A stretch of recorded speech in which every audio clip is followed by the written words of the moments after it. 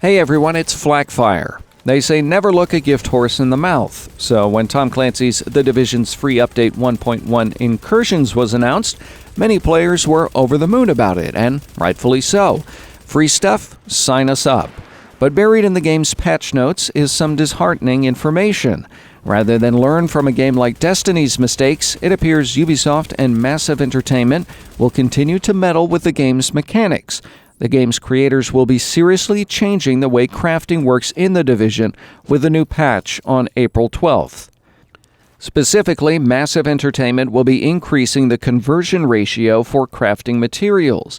It will now take 10 standard or green materials instead of 5 to craft one specialized or blue material. It will also now take 15 specialized blue materials instead of 5 to craft just one high-end gold material. Similarly, 10 high-end gold materials instead of 8 are required to craft one level 31 high-end or gold item. In plain English, this doubles the requirements for converting green materials to blue and triples the requirements for converting blue materials to gold. On top of all those changes, crafting gold items now takes 25% more material. Oh, and you'll also be getting less from equipment when deconstructing it. The patch will cut deconstruction yield by 50% for green and gold items.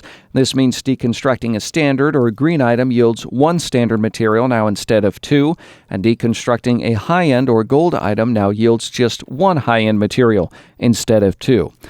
The combination of these two changes amounts to significantly more time spent in-game grinding to obtain equipment for materials.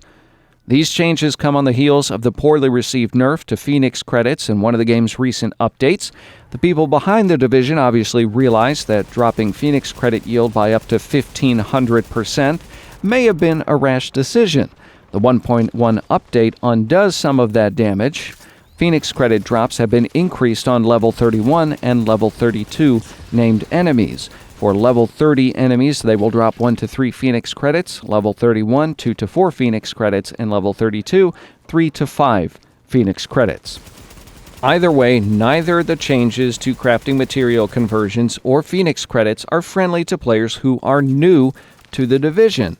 In fact, it leaves these players at a total disadvantage when compared to players who have had the game since launch.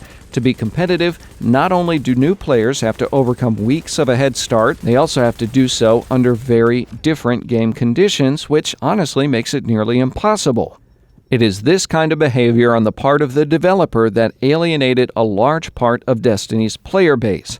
A lack of consistent game mechanics also confuses and irritates many players. Perhaps as a bit of a trade-off, Ubisoft and Massive Entertainment did make some changes more friendly to casual players. They added new level 31 and 32 high-end item blueprints to vendors. They removed Division tech requirements as well from some of the level 31 high-end blueprints. The developers are also planning to revamp the Division's Dark Zone experience for lower-level players in the new patch. The vendor in the church safe house will now sell items in Dark Zone funds instead of Phoenix credits, which is good to hear considering the massive nerf to Phoenix credits that we are still dealing with. Dark Zone rank requirements for superior and high-end items at Dark Zone vendors have been adjusted as well. Superior purple items now require DZ rank 15 instead of 30. High-end gold level 30 items now require DZ rank 25 instead of 50, and high-end gold level 31 items now require DZ rank 40 instead of 50. So that certainly makes things a lot more accessible for some players who are new to The Division, and it is well needed. To provide a more challenging experience for seasoned players, meanwhile, Update 1.1 will add a new Dark Zone bracket for characters with gear score over 160. Update 1.1 Incursions is free for The Division and is due out on Xbox One, PlayStation 4, and PC on April 12th. In the meantime, be sure to break down all of your old gear that you don't need because it's not going to be worth very much soon, and convert it as soon as possible.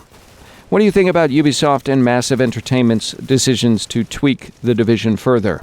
Let me know in the comment box. In the meantime, if you enjoyed this video, please like, share, and subscribe. Thanks for watching.